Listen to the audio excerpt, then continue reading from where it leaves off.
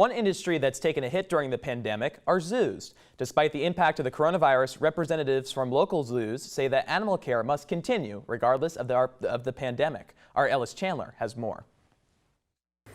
With limited visitors coming down the zoo's paths these days, the only activity is coming from the animals themselves. Elon alumna Elise Gammon is an education associate at Animal Park at the Conservator Center in Burlington and says zoos still play an important role in educating humans and sparking excitement about animals. That we think that people will become more passionate about learning about and protecting animals if they've had a real life connection with them. So it's different to say, oh, we would love people to care about tigers or want to protect tigers, but if they really see one and can make eye contact with that animal and learn about it, they may be more driven to want to act more in order to protect that species. But before quarantine was added to the daily vocabulary of humans, Gammon says new animals coming to the park have always had to isolate.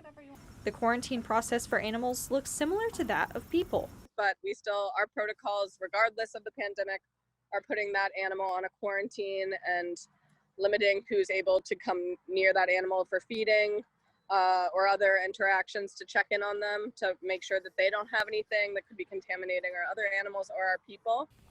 The North Carolina Zoo in Asheboro has also felt the impact of the pandemic, according to Public Relations Officer Debbie Foster Fuchs.